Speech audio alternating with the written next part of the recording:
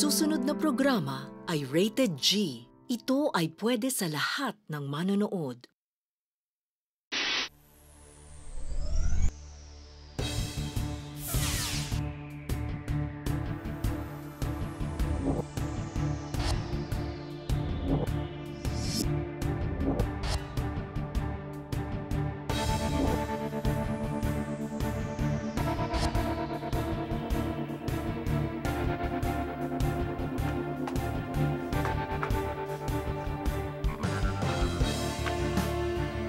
Ano nangyari dito? Kumuha ng mga pagkain. Sino may gawa nito? Kuya Edward, may bakaso. Putik? Why not ampalaya? Why not munggo at kalabasa? Why not gatas at keso? Why not, why not? Why not ampalaya? Why not munggo at kalabasa? Why not gatas at keso? Why not, why not? Why not, why not? Why not, why not? Why not, why not? Why not? Why not?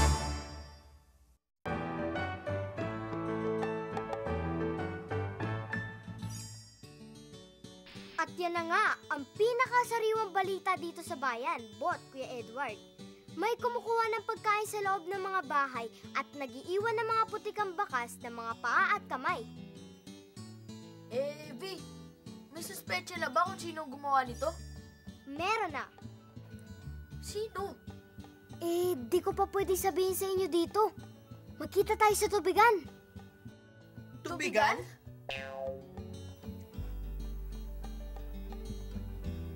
Putik? Matubig dito tsaka malapit sa ilog. V, ba't mo ba kami dinadala dito ni Kuya Edward? Di nyo ba napansin? Ang pinakamahalagang ebidensya ay ang mga bakas ng paa at kamay ng salarin.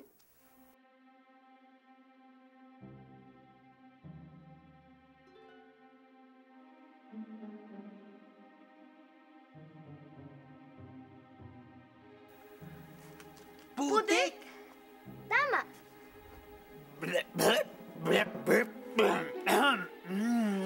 Talap-talap. Ano yun? Tingnan nyo, balat ng saging. At pambalot ng tinapay. Ulo ng isda! Dito na nga!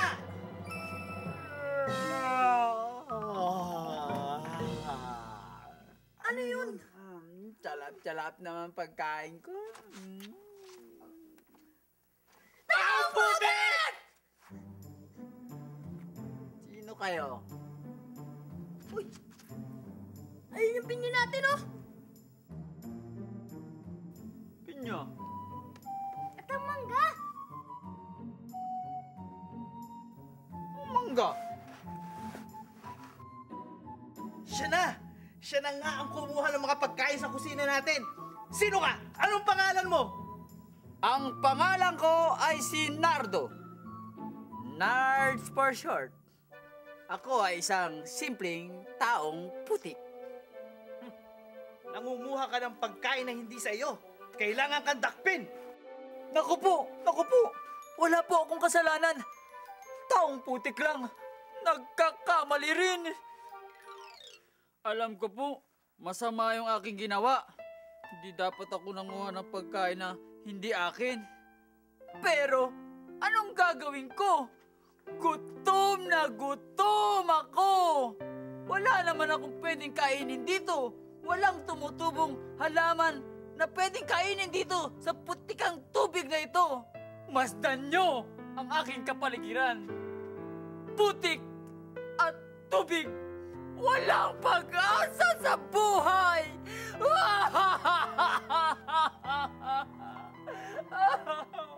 Naku, Ma'am Nards, habang buhay po may pag-asa. Oo, at kahit po kayo rito nakatira, ay may pag-asa pa rin. Ba't di po kayo magtanim ng kangkong, Mang Nards? Kangkong?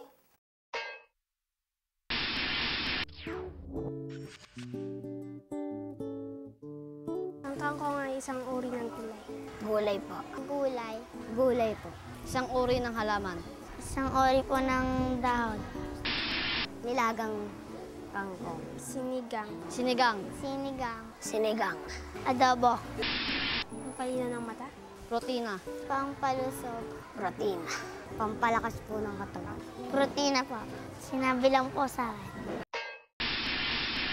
Pwede palang tumubo dito ang kangkong?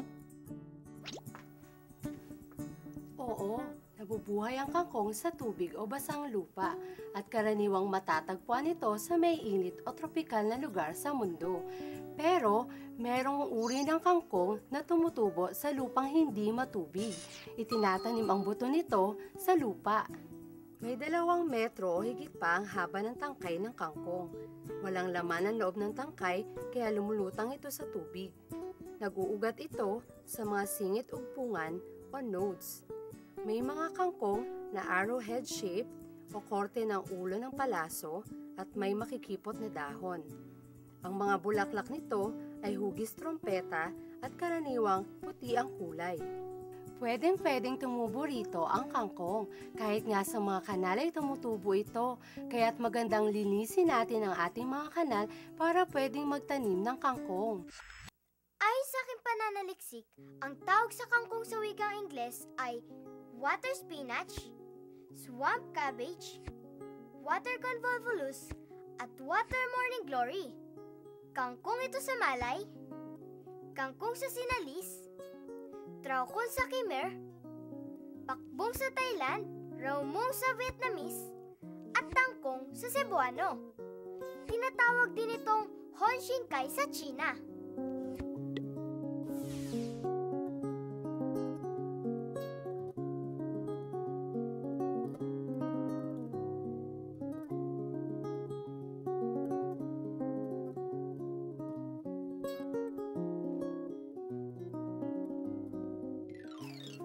Mabuti po bang kumain ng kangkong? Oo nga po. Ano po ba ang sustansyang nasa kangkong? Ang kangkong ay may mga sumusunod na sustansya: fiber, protina, calcium, phosphorus, iron, carbohydrates at vitamin A at C. Naalala niyo pa ba kung anong nadudulot sa ating kalusugan ng calcium, iron, phosphorus, protina, fiber, vitamin A, at C? Ang fiber o hibla na taglay ng kangkong ay nakakatulong para maiwasan ang constipation o yung mahirap na pagdumi. Ang protina ay isa sa mga pinakamahalagang sustansya dahil ito ang nagpapalaki ng ating mga muscle o kalamnan. Ang calcium at phosphorus ay mga mineral na kailangan para sa pagbuo ng mga buto at ngipin. Siyempre, ang vitamin A ay kailangan para sa mas malinaw na paningin, maayos na paglaki ng mga bata, at pampalakas din ang ating immune system. At ang vitamin C ay kailangan para panlaban sa infeksyon at para maabsorb ang iron mula sa mga pagkain. Ang isa sa pinakamahalagang sustansya na nasa kangkong ay iron. Kakaiba ito sa iron na plancha o bakal, ha? Ang iron ay sustansyang matatagpuan sa pagkain at kailangan sa pagbuo ng malusog na dugo at paggawa ng antibodies o mga panlaban sa impeksyon. Dahil sa iron content ng kangkong, makatutulong ang pagkain nito sa mga may iron deficiency anemia. Ang iron deficiency anemia ay ang labis na kakulangan ng mineral na iron sa katawan. Ang taong may anemia ay madaling mapagod, laging nanghihina, nahihilo, at maputla. Ang mga may iron deficiency anemia ay hirap mag-concentrate sa kanilang pag-aaral at mabagal din ang kanilang paglaki. Dapat tandaan na kailangan din kumain ng pagkaing mayaman sa vitamin C para magamit ng mabuti ng katawan ang mineral na iron.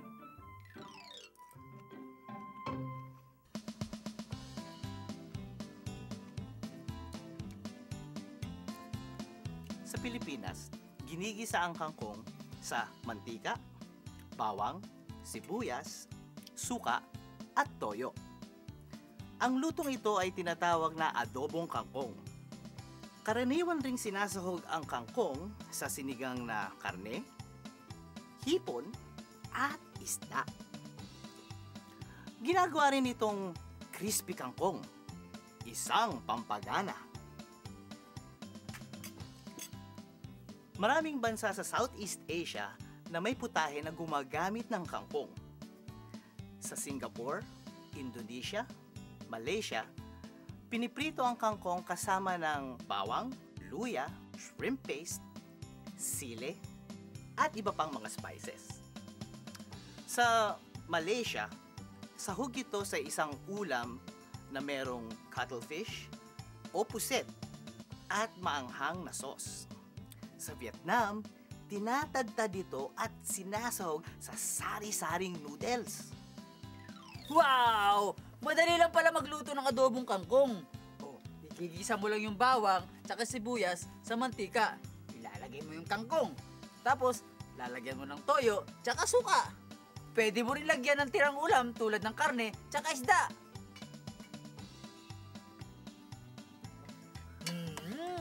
Sarap nito! Wow! Masarap naman po niyan. Ang dali niyo naman po matutunan ang pagluluto ng kangkong. At hindi lang yan, nakapagtanim na rin ako ng kaunti sa paligid. Makaraan lang ng 1 buwan at kalahati, mayroon na akong kangkong na aanihin! Woo! Galing. Ayun! Ayun siya! Ayun ang halimaw! Siya! Tsaka muna pagkain natin! Takpin yan! Takpin! Takpin! Sandali lang po! Nagsisisi na po si Mang Nerd sa ginawa niya. Opo! Totoo po yun! Gusto niya na po magbagong buhay! Hindi! Nagsisinungaling yan! Oo, nagsinungaling yan! Sinungaling yan! Sinungaling, hindi totoo yun. Totoo po yun. Dati po, wala akong pag-asa sa buhay. Wala akong pangarap. Kaya sa tingin ko, tama lang na kumuha ng pagkain ng iba. Pero ngayon, alam ko na mali ang aking ginawa. Kaya handa na akong pagbayaran ang aking mga kasalanan. Dakpin ang taong putik! Dakpin yan! Dakpin yan! Dakpin lang! Ano inaamoy ko? Bango! Gusto niyo ng adobong kangkong?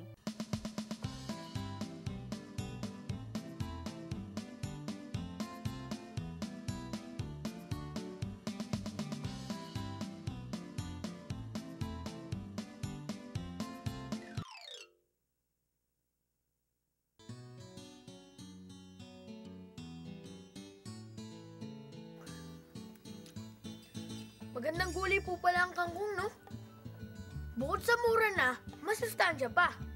At pwede pang patubuin sa mga lugar na hindi karaniwan tinataniman. Tulad ng basang lupa at tubig.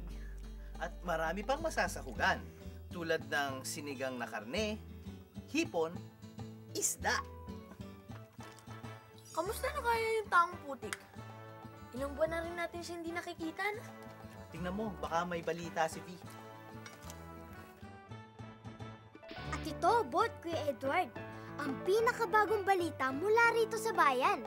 Humingi na nga ng tawad si Mang Nards, ang taong putik, sa komunidad at di lang siya napatawad. Pakinggan niyo to. Kinagigiliwan pa siya dahil tinuruan niya ang mga tao ng iba't ibang luto ng kangkong. Karamihan sa mga taong ito ay bumibili ng kangkong sa kanyang taniman. Kaya't kumikita na rin siya para makabili ng sariling pagkain upang makakain ng sari-sari masustansyang pagkain araw-araw. Ang galing! Talap-talap. Sino yun? Why not ang palaya? Why not munggo at kalabasa? Why not gatas at keso? Why not, why not? Why not?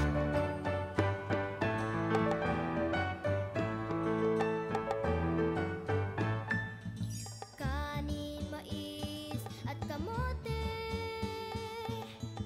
isda, itlog, tokwa at pinya.